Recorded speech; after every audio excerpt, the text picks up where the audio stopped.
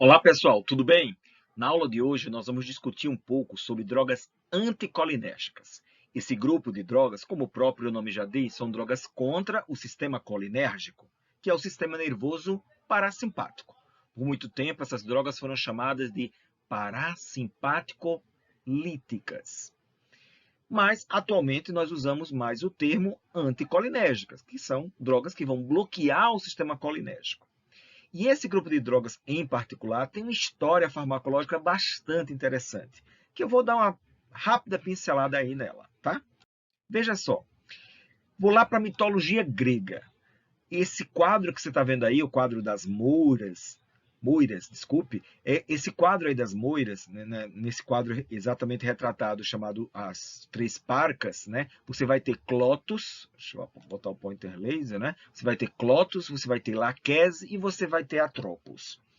Clotus seria responsável pela reencarnação, pelo renascimento, pelo nascimento. Laquese media o tempo da vida, o fio da vida, e Atropos cortava o fio da vida, ou seja, Atropos determinava o fim da vida, a morte. E aí a planta que tinha o veneno era chamada de Atropos, atropa. Muito bem.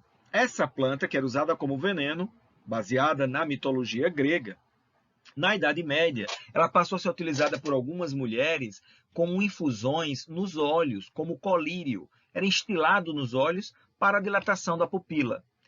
Então, as pupilas que das mulheres lá, que tem um olho com a íris esverdeada, azulada, não é? Quando usava essa solução, a pupila dilatava, não é?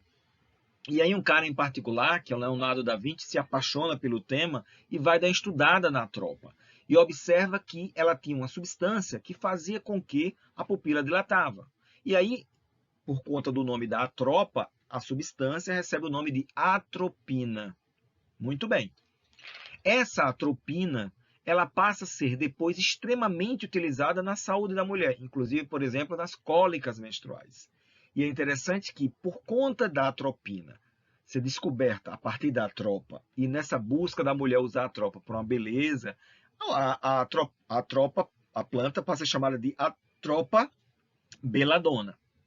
Como vocês estão vendo aqui nesse quadro, que retrata isso de 1887, onde você vai ter uma mulher aí, ó, com uma tiara, com um conjunto aí, né, de a tropa beladona, onde você vai ter o frutozinho da tropa e as folhas da tropa. Então, interessantíssimo. Da atropa foi extraída a atropina e a mulher usava para ficar bela, beladona. Então, a tropa foi chamada de atropa beladona. E a substância, a atropina. Dessa substância atropina, nós vamos produzir uma série de drogas, não é? Vários derivados delas, derivados atropínicos, que são extremamente utilizados, inclusive, como eu falei há pouco, na saúde da mulher. Muito bem. Mas quando nós falamos de drogas anticolinérgicas, de drogas que paralisam a atividade do parasimpático, eu tenho que lembrar de três grandes possibilidades. Uma delas é o bloqueio de receptores. E quando eu falo de bloqueio de receptores, eu tenho que lembrar que eu tenho receptores nicotínicos e eu tenho receptores muscarínicos. Então, eu teria drogas anticolinérgicas antinicotínicas e drogas anticolinérgicas antimuscarínicas. Muito bem. Mas eu não posso parar só em receptor. Eu tenho que imaginar que também as drogas anticolinérgicas, elas podem agir sobre a neurotransmissão, como é o caso, por exemplo, da famosa toxina botulínica. Então, nesse caso, nós estamos agindo sobre síntese, armazenamento e liberação, sobre a neurotransmissão colinérgica. Muito bem. Então, vamos dar uma evoluídazinha aí e falar rapidamente sobre esses anticolinérgicos de síntese, de armazenamento ou de liberação. Anticolinérgicos de neurotransmissão colinérgica. Vamos lá. Olha aqui que lindo. Essa neurotransmissão colinérgica, nós vamos ter a nossa acetilcolina sendo fabricada. Lembrar que a acetilcolina ela é fabricada a partir da acetilcoenzima A com a colina, né? Então eu tenho a acetilcoenzima A mais a colina, por aquela enzima de colina acetiltransferase, e vou produzir a minha acetilcolina e empacotar. Aí vocês estão vendo exatamente a ação do Vesamicol. O Vesamicol está fazendo o quê? Ele está inibindo esse armazenamento, esse empacotamento da acetilcolina na vesícula, obrigatoriamente, se ela não é empacotada, ela vai ficar livre. E ela ficando livre, ela é destruída pela acetilcolinesterase. Então, ela não pode ficar livre aqui no axônio, em nenhuma parte do neurônio, porque senão ela iria ser destruída pela acetilcolinesterase. Então, se a acetilcolina é destruída pela acetilcolinesterase, eu vou ter uma redução da acetilcolina e eu vou ter uma redução da atividade colinérgica. É uma forma. Perceberam? Então, o Vesamicol, ele inibe a atividade colinérgica, ele é um anticolinérgico, porque ele diminuiria a quantidade de acetilcolina por conta de não deixar ela ser guardada, empacotada, e aí ela vai ser destruída pela acetilcolinesterase. A outra possibilidade que nós estamos vendo aqui é a exocitose. Essa vesícula contendo acetilcolina, ela precisa ser liberada. E para ela ser liberada, tem todo um mecanismo de modificação do citoesqueleto lá do terminal axônico, não é?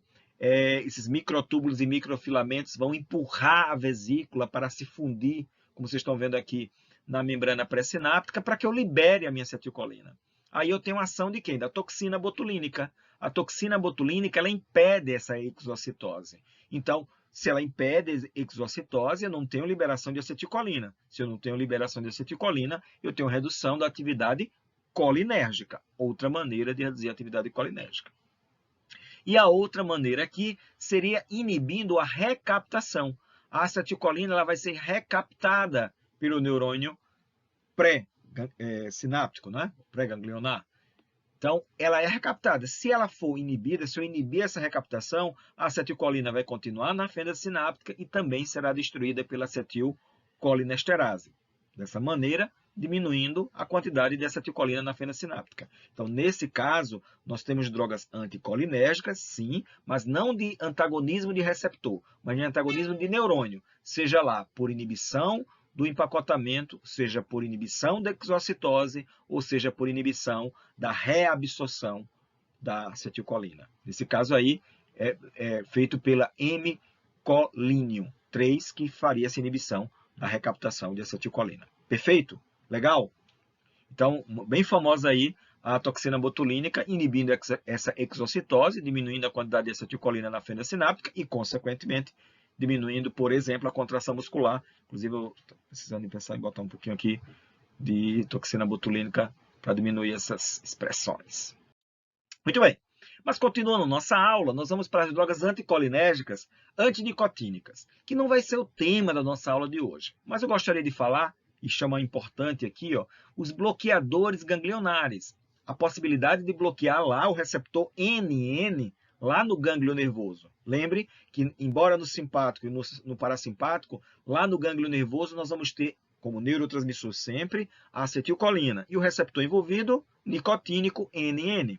Nesse caso, eu gostaria de chamar a possibilidade de uso de uma droga que tem uma importância relativa na prática médica, que é o trimetofano. O trimetofano ele tem uma ação curta, de antagonismo do receptor NN, e ele é interessantíssimo em emergências hipertensivas. Ele é uma droga que é possível utilizar em emergências hipertensivas, sobretudo aí quando a gente tem uma situação de dissecção aguda da aorta. Então, é uma droga que tem uma importância grande aí em alguns tipos de situações de emergência hipertensiva. Mas não vai ser tema da nossa aula de hoje, mas eu gostaria de deixar registrado aqui. O outro grupo de drogas antinicotínicas, nós temos a aula aqui já no nosso canal de bloqueadores neuromuscular, que vocês podem assistir a despolarizantes e despolarizantes. A despolarizantes, que são os derivados do curare, como detubocurarina, vencurônio, rocurônio, importantíssimo rocurônio, vencurônio, atracúrio, também importantíssimo, cisatracúrio, também importantíssimo, e o despolarizante famosíssimo aí, a nossa querida succinilcolina, também importantíssima. Então, nosso foco da aula não vai ser drogas também antinicotínicas, mas sim antimuscarínicas. É o nosso foco da aula de hoje, drogas antimuscarínicas. Beleza? Vamos viajar nesse tema maravilhoso? Muito bem. Então, as drogas antimuscarínicas, como eu tinha falado, elas são chamadas também de parasimpaticolíticas. E antigamente elas também eram chamadas de anticolinomiméticas. Mas atualmente, gente, ninguém chama nem de um jeito nem de outro. Atualmente a galera chama realmente, como eu estava falando, drogas o quê? anticolinérgicas. Então, nós estamos falando hoje de drogas anticolinérgicas, antagonistas muscarínicas, anticolinérgicas, muscarínicas, que agem apenas sobre receptores muscarínicos, de M1 a M5. A primeira droga que nós vamos ver aí, melhor, o primeiro grupo que nós vamos ver é o grupo da atropina. Esse grupo da atropina é um grupo bastante interessante. Veja bem, por que ele é bastante interessante, professor? Porque é o grupo que deu origem à série, né? E é bastante utilizado na prática médica hoje. A atropina está dentro de alguns protocolos de RCP. E outra droga desse grupo aí fantástico, a iosina, escopolamina. As duas, vocês estão vendo aí a planta de onde elas são derivadas. Então, elas são substâncias alcaloides lá da planta, né? Então, são substâncias, vamos dizer assim, naturais, né? Nós temos também nesse grupo da atropina, a pirenzepina, que tem uma característica bem particular, que seria esse antagonismo maior sobre M1. Embora que, de um modo geral, as drogas antagonistas muscarínicas, elas podem ter uma seletividade por algum receptor, mas essa seletividade é muito friável em relação à dose. A gente vai ver um exemplo aí em relação à atropina. Então, esse é o grupo da atropina. Então, grava grupo da atropina, iosina, escopolamina. Aí eu tenho o grupo dos similares da atropina, ou seja, eu fiz pequenas modificações na estrutura química.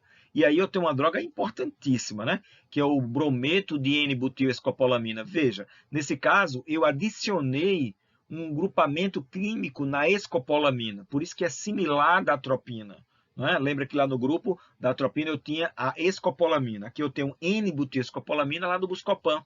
Eu tenho também a clorofenotiazanilescopina, tá vendo? Uma outra modificação da estrutura da escopolamina, ou eu tenho a umatropina do espasmolofital. Então, esses são grupos que são pequenas modificações na estrutura da atropina.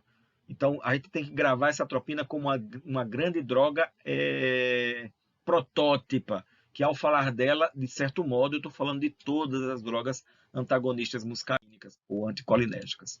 Muito bem. Então, nesse quadrinho aqui, nesse slide, nós conseguimos ver um outro grupo, que agora é grupo de drogas sintéticas, totalmente desenvolvidas em laboratório. Eu não vou entrar muito na química farmacêutica, que não é o objetivo da nossa aula. Mas é importante que a gente observe que nós temos grupos sintéticos que são os aminoésteres com nitrogênio terciário, os aminoésteres com nitrogênio quaternário e os aminoálcools com nitrogênio terciário. Professor, para que isso? Tem informação muito importante. Esses aminoálcools com nitrogênio terciário, eles têm uma característica muito legal, que é a possibilidade de atravessar de forma muito efetiva a barreira hematoencefálica. Então, se eles atravessam a barreira hematoencefálica, eles têm uma atividade anticolinérgica, antimuscarínica, lá no sistema nervoso central. E eu tenho que lembrar que tem uma doença que é o chamado de mal de Parkinson, né? O próprio quadro de parkinsonismo, onde eu tenho uma elevação da acetilcolina cerebral. Então, se eu tenho uma elevação da acetilcolina cerebral, eu preciso bloquear essa acetilcolina. Então, eu preciso de uma droga anticolinérgica que chegue até o sistema nervoso central. E aí seriam os aminoálcools com nitrogênio terciário. Diferentemente dos aminoésteres, com nitrogênio terciário ou dos aminoésteres com nitrogênio quaternário que não atravessam a BHE. Especialmente aí os aminoésteres com nitrogênio quaternário. Então, bora dar nome aos bois. Aqui nos aminoésteres com nitrogênio terciário, eu tenho a difenina, a diciclomina, a tropicamida e o ciclopentolato. Eu gostaria de chamar a atenção dos senhores de que a tropicamida e o ciclopentolato, por exemplo, são drogas que nós utilizamos para produzir midríase. São drogas midriáticas. E, em particular, além delas produzirem midríase, elas também produzem cicloplegia. O que é isso, professor? Cicloplegia seria a paralisia da musculatura circular. Porque eu tenho que lembrar que os receptores muscarínicos estão na musculatura circular. Dá uma olhada lá na aula de colinérgico que está aqui no nosso canal. Então, a droga ela vai antagonizar o receptor muscarínico e ele, além de fazer o quadro de midríase, de dilatar essa pupila, também vai promover uma cicloplegia, uma paralisia dessa musculatura circular. Isso vai permitir, por exemplo, a colocação de luz para que você faça um exame de fundo de olho, não é? Já que quando você põe a luz, você teria a reatividade pupilar, nesse caso está paralisado, tem uma plegia, uma cicloplegia. Aqui nos aminoésteres com nitrogênio quaternário, a gente tem que chamar a atenção muito dessas drogas, que são drogas antissecretoras, bastante interessantes e broncodilatadoras, como é o caso do ipratrópio, que a gente vai ter o brometo de ipratrópio, o atrovente famoso, ou o tiotrópico, outra droga muito importante, e a gente vai ter uma diferença aí farmacocinética entre ipratrópio e tiotrópio, em relação ao tempo de duração do efeito do tiotrópio. E nos aminoálcools com nitrogênio terciário, como eu disse, atravessam a BHE, chegam ao sistema nervoso central e determinam ações no sistema nervoso central. E essa ação seria antagonismo da acetilcolina. Interessante e cuidado, essa ação ela está envolvida em quadros de alucinação, de delírio e pode inclusive levar o indivíduo a um quadro de convulsões e até mesmo a um quadro de coma e óbito, né? É uma preocupação importante. E aí já deixa um hashtag e fica a dica. A gente está falando aqui dos grupos sintéticos. A atropina ela consegue atravessar a BHE. Lembra, a atropina é aquela natural lá do grupo da própria atropina. Beleza? Muito bem. Vamos continuar nossa aulinha. Então, qual é a ação das drogas antagonistas muscarínicas? Vamos gravar uma coisa, gente, super legal. O sistema nervoso parasimpático, ele aumenta tudo o que é secreção. Se eu estou usando drogas antiparassimpáticas, anticolinérgicas, antimuscarínicas, eu vou bloquear toda a atividade muscarínica. Portanto, eu vou ter uma ação contrária ao parasimpático. Então, as secreções vão estar reduzidas. Eu vou reduzir secreções. Então, olha só como é interessante.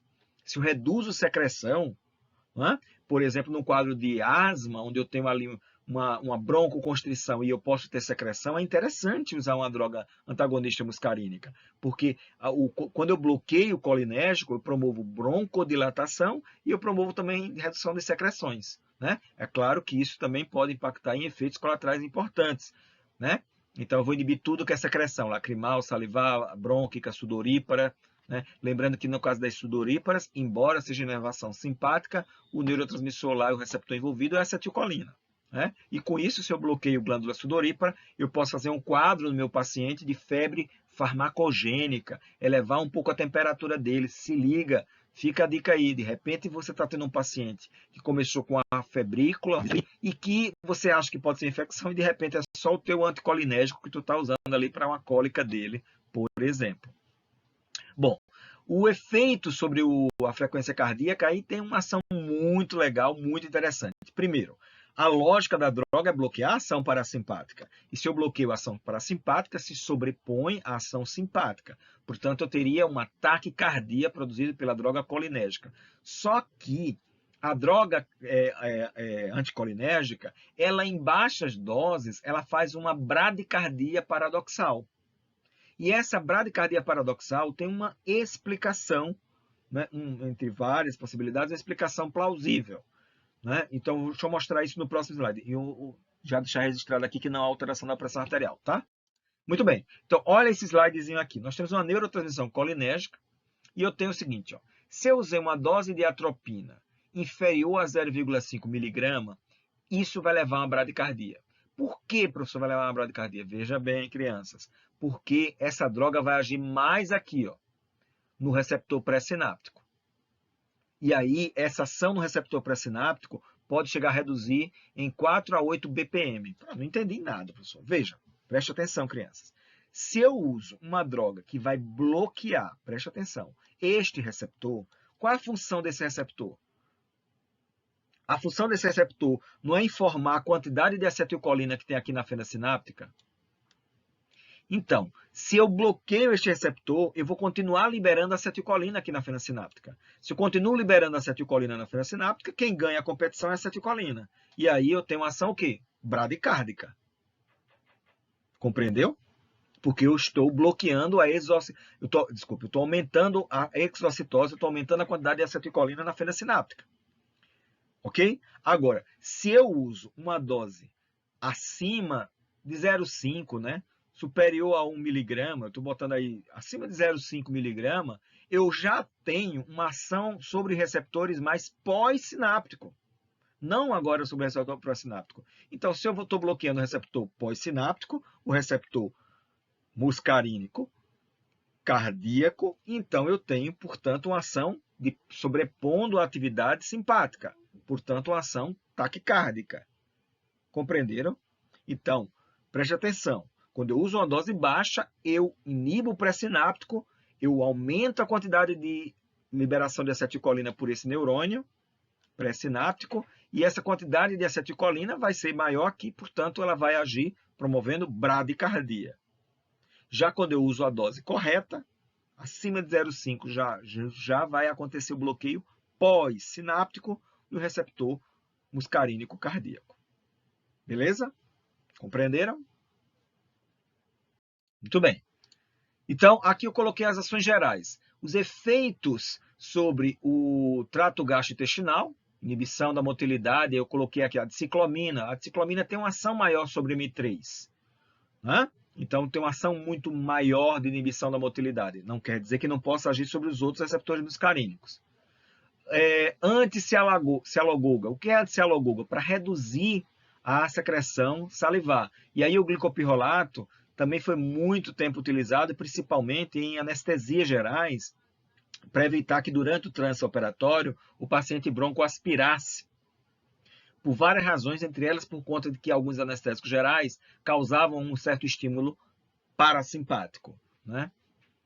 E também tem uma droga que foi muito tempo usada, que é a pirenzepina, que teria uma seletividade grande aí sobre o receptor M1, que diminuiria a secreção de ácido clorídrico, de ácido gástrico. No entanto, essa droga aí, ela tem um efeito colateral que não justifica mais o uso dela para a gastrite, porque eu tenho drogas muito melhores. Elas já se aposentaram lá atrás, na década de 80, com a chegada dos antihistamínicos, como é o caso da cimetidina na época, do Tagamete, da ranitidina, que é Ixi, Maria, me deu um branco agora. Bom, esqueci o nome comercial agora da ranitidina.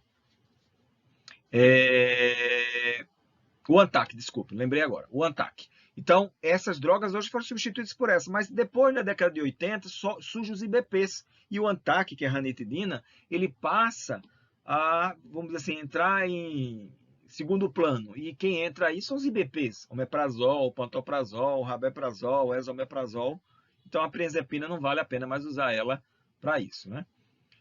O olho é midriático, mas lembre, não é só midriático, também é cicloplégico. Lembrando que lá na musculatura do olho, não é? Nós vamos ter a musculatura circular, onde nós vamos ter o receptor muscarínico, e vamos ter a musculatura radial, né?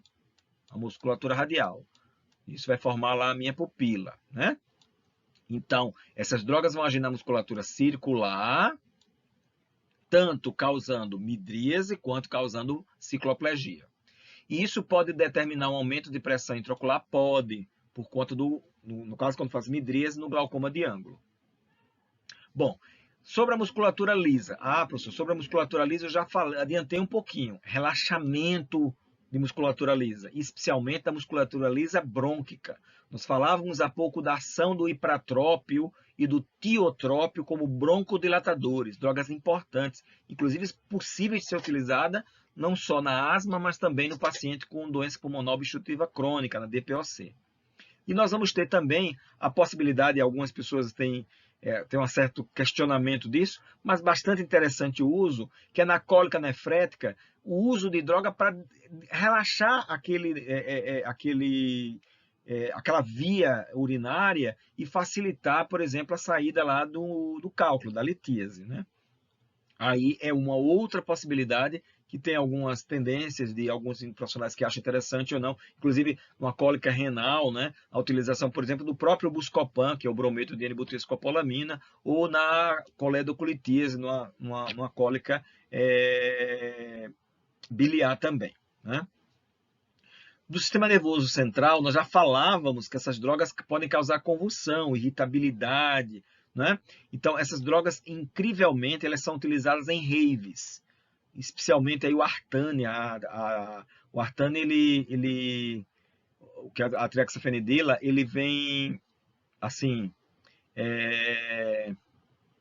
sendo um grande perigo, vamos dizer assim, né? Porque a galera compra na farmácia, né, com a receita médica e depois, não é, utiliza isso de forma abusiva. É o uso abusivo do medicamento para ficar doidão, para para alucinar, para ficar acordado um tempão, para ver as coisas erradas aí, né? Então, esse efeito aí com perigo enorme de um coma e de uma parada cardíaca. Bom, aí eu coloquei, lembra que eu falei da dose? Aí eu fiz questão de colocar esse quadrinho aqui, né? Eu tenho a atropina aqui, ó. A atropina em várias doses, olha só. Naquela dose de 0,5, eu vou ter redução da pequena e transitória da frequência cardíaca, nós já explicamos, por conta lá do bloqueio do receptor pré-sináptico, pouca xerostomia, inibição da sudorese. Olha só a inibição da sudorese, já pode fazer uma elevação de temperatura. Na dose de 1 miligrama, eu já tenho taquicardia, que é o que eu quero, por exemplo, no paciente com bradicardia. Midríase moderada, então eu tenho que lembrar que a droga pode promover uma midríase moderada e eu tenho que estar preocupado num paciente idoso, se ele tem um glaucoma de ângulo, uma xerostomia acentuada e sede. Quando eu vou para 2 miligramas, eu já tenho uma intensidade maior dessa taquicardia, uma xerostomia também mais intensa, uma midríase importante e uma visão turva, obviamente por conta da midríase.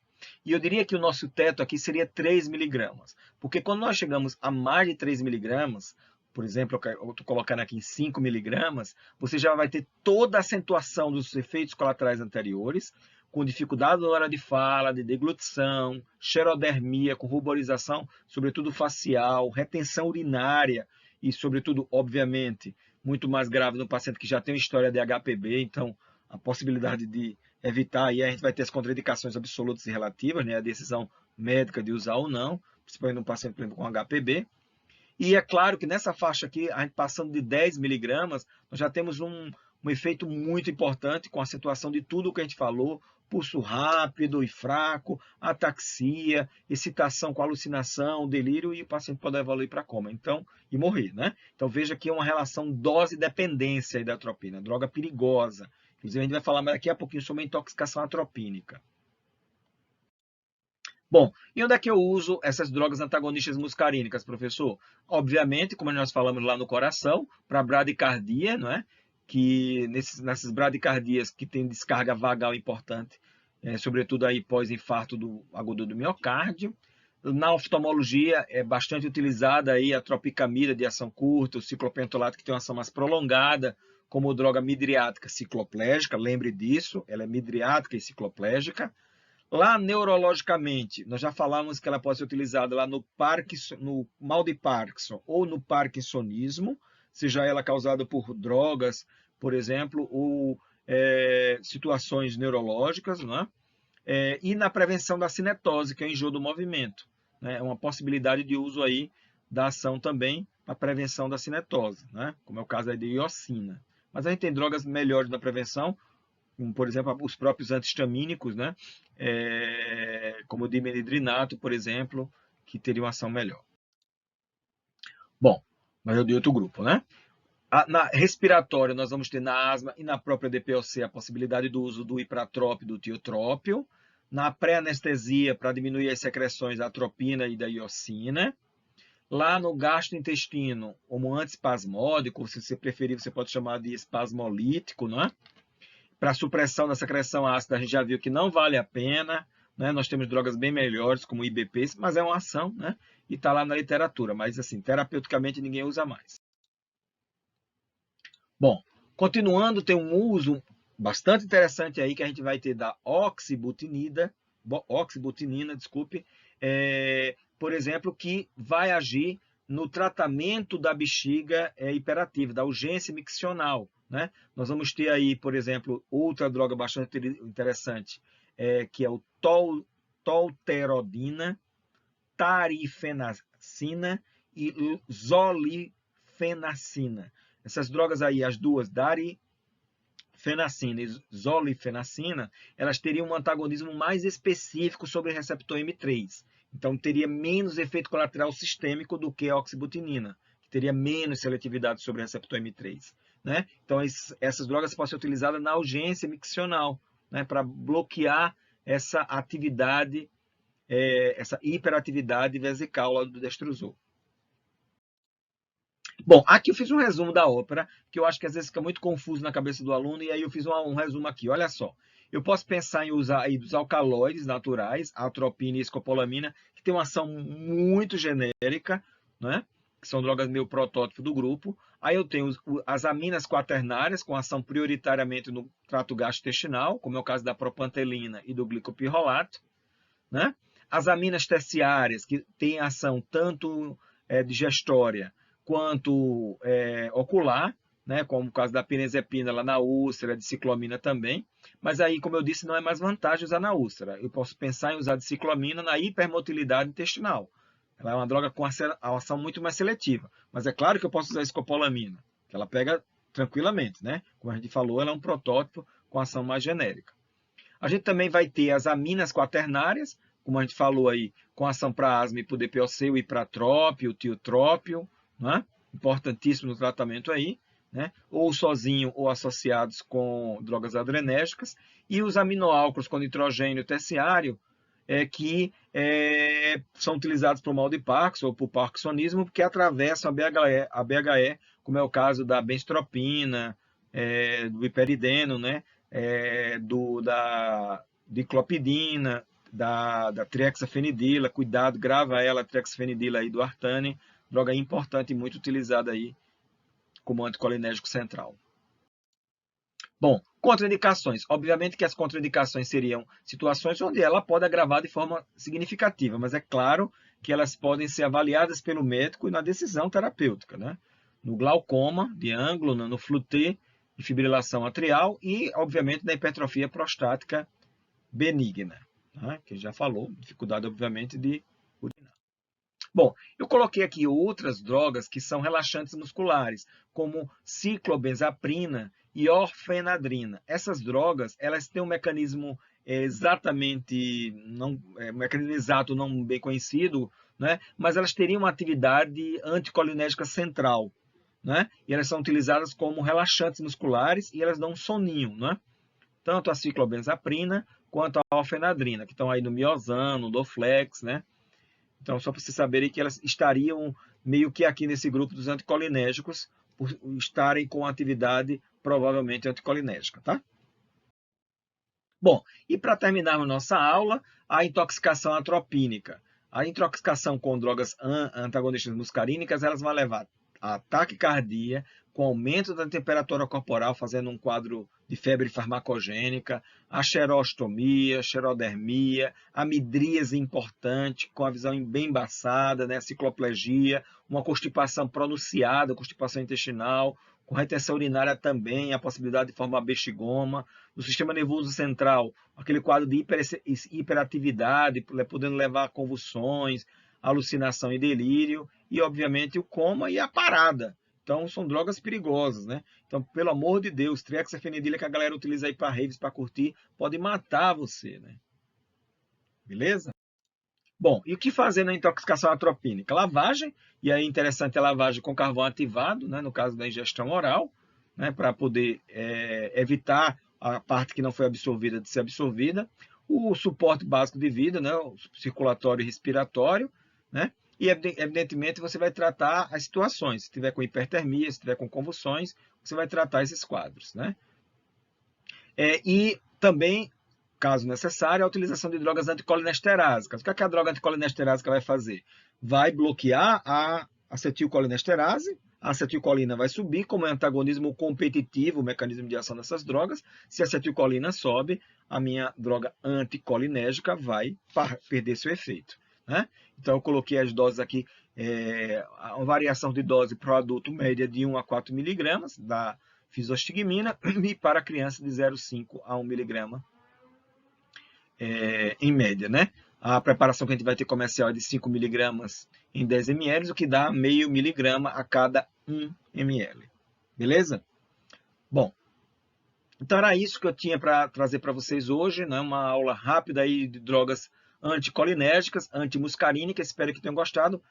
Caso gostaram, dá um like aí no vídeo, comenta, diga se foi importante para você e dá um retorno para a gente. Fiquem com Deus, acompanhem nossas outras videoaulas aí no nosso canal e até a nossa próxima aula.